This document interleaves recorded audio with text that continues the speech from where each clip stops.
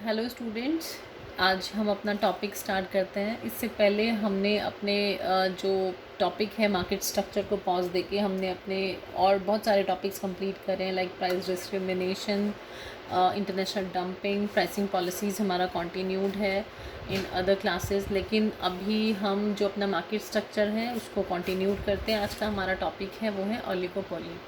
Oligopoly जैसे हमें पता है एक मार्केट सिचुएशन होती है जहाँ पे लार्ज नंबर ऑफ़ बायर्स होते हैं, लेकिन जो सेलर्स हैं वो फ्यू होते हैं।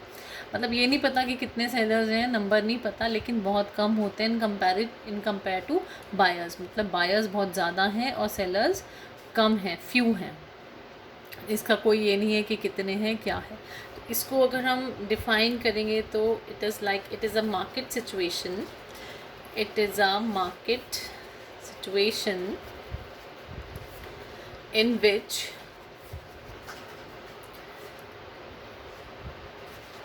there are large number buyers, large number of buyers but only few sellers of the product के जो सेलर्स हैं वे फ्यू हैं।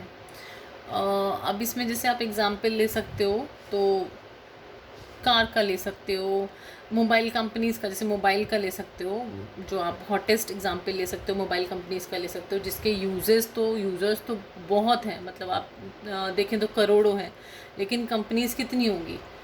40-50 मैक्सिमम अगर आप देखें तो, मतलब हैं इससे कम। तो ये आप एग्ज़ाम्पल ले सकते हो। फॉर एग्ज़ाम्पल आप ले सकते हो इसमें मोबाइल कंपनीज़, ठीक है। अब हम आते हैं इसमें, एक ये चीज़ बहुत इम्पॉर्टेंट है।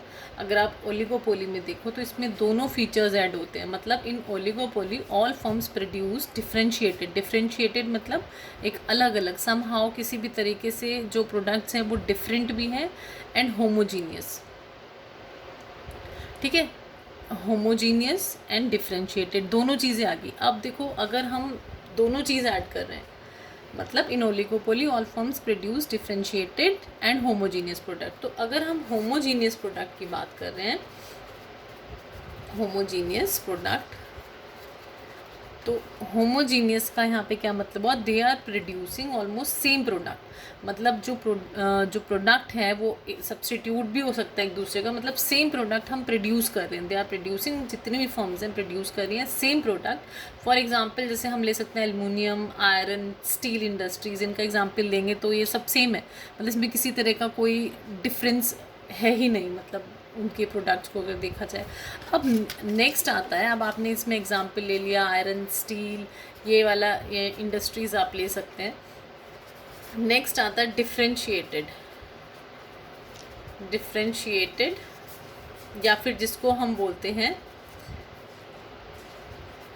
हेट्रोजीनियस प्रोडक्ट्स भी जिसको हम बोलते हैं। तो इसमें आप क्या बोल सकते हैं हेट्रोजीनियस में? मतलब जैसे एक एग्जांपल से आप लोग समझना चाहते हैं, लाइक कार है। अगर कोई कंपनी या डिफरेंट कंपनीज कार प्रोड्यूस कर रही हैं, तो जो वो प्रोड्यूस कर रही हैं अल्टीमेटली जो उसका यूज़ है वो तो यही है ना कि उनको बैठ के कार ड्राइव करनी है और हमने इधर से उधर जाना है, ठीक है। लेकिन अगर आप देखें उनका यूजेस तो सेम हुआ, ठीक है, यूजेस तो सेम है, लेकिन फीचर वाइज वो अलग अलग है। क्या कि कोई कितना कंफर्ट प्रोवाइड कर रहा है, कोई क्या फीचर्स दे रहा है, ठीक है, कितना कितना उस सेंस में उसमें डिफरेंस है। मतलब अगर आप देखें तो सेम जो उनका क्वालिटी है वो सेम नहीं है, डिफरेंट क्वालिटीज़, मतलब कहीं ना कहीं सम पैरामीटर्स पे वो डिफरेंट हो जाते हैं इन रिगार्डिंग टू क्वालिटी अलग अलग हो जाती है। तो ये चीज़ इसमें डिफरेंशिएटेड में आ जाती है। इसमें आप इसको अगर डिफ़ाइन करना चाहते हैं तो ऐसे कर सकते हैं, like all firms producing same product, ठीक है, सारी फर्म्स सेम प्रोडक्ट प्रोड्यूस कर रही हैं। In this market situation somehow they are producing some product, मतलब सेम प्रोडक्ट लिख सकते हैं आप, same product as uses but different in some parameters. किसी जैसे क्वालिटी के पैरामीटर्स पे अगर आप जाएं तो वो डिफ्रेंसिएशन वहाँ पे आ जाता है, ठीक है। तो ये आपके 2 पॉइंट्स हैं जिनको आप इसमें इम्पॉर्टेंटली आप मीनिंग में डिस्कस कर देंगे। Now come to features. Features क्या होते हैं? पहला फीचर तो नोन ही है आपका। क्या? सिंपल सी बात है आपका, इसमें आ गया मीनिंग में लार्ज नंबर ऑफ बायर्स हमारे बहुत लार्ज हैं, मतलब no individual buyer can influence market demand, मतलब कोई एक इंडिविजुअल बायर इन्फ्लुएंस नहीं कर सकता पूरी मार्केट डिमांड को। फॉर एग्जांपल, अगर कोई आइडिया का मोबाइल, आइडिया की सर्विस यूज़ कर रहा है, कोई भी कंज्यूमर है, कोई भी कस्टमर है, तो वो अगर एयरटेल में चला जाता है तो आइडिया जो कंपनी है उसको कोई बहुत बड़ा ऐसा कोई नुकसान नहीं होता, कोई फ़र्क नहीं पड़ता, कोई इन्फ्लुएंस नहीं पड़ता। ठीक है। Number 2, few sellers of the product के फ्यू सेलर्स हैं, तो इसमें आप लिख सकते हैं, इसमें तो आप ये लिखेंगे no individual buyer influence the market demand. Simple. यहाँ पे लिखेंगे ईच सेलर पार्शियली, कहीं ना कहीं partially controls the market supply. मतलब क्या हुआ कि सारे जो सेलर हैं वो कहीं ना कहीं रोल प्ले करते हैं कंट्रोल करने में पूरी मार्केट सप्लाई को। मतलब कि अगर वो प्राइसेस को छेड़छाड़ करते हैं, किसी भी तरह से वो अपने जो प्रोडक्ट पे किसी भी तरह का कुछ भी करते हैं, तो वो मार्केट सप्लाई पे इफ़ेक्ट करता है, इन्फ्लुएंस करता है। Number 3, interdependence in decision making means एक कंपनी जो डिसीजन लेती है दूसरे को देखकर लेती है, मतलब या फिर ये कह लो कि कोई कंपनी अगर डिसीजन ले रही है तो वो दूसरे को देखकर ले रही है। ठीक है।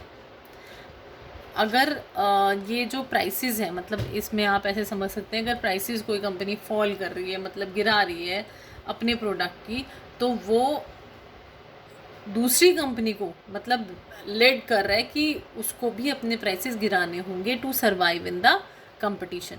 ठीक है। एक ये वाला जो फैक्टर है इंटरडिपेंडेंस, मतलब एक दूसरे को देख के चीज़ों को करना, कि छोटा सा मतलब कंपटीशन बहुत इंटेंस होता है।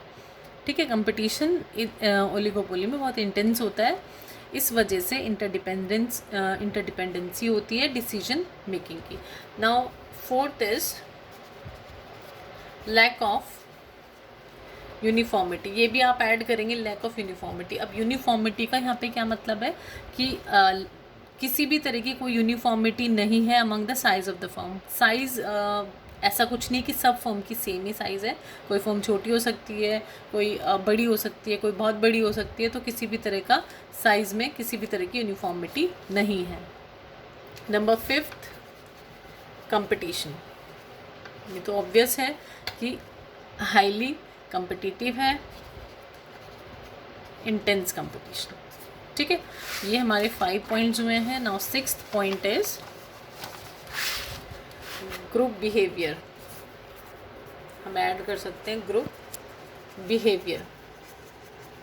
सिंपल सी बात है, बिहेवियर जितने भी सेलर्स हैं विद इन दैट मार्केट, जितने भी सेलर्स हैं वो एक ग्रुप बिहेवियर के साथ अपना जो भी कोई उनको स्टेप लेना है और जो भी कुछ स्ट्रैटेजी बनानी है उसके अकॉर्डिंग ये करेंगे।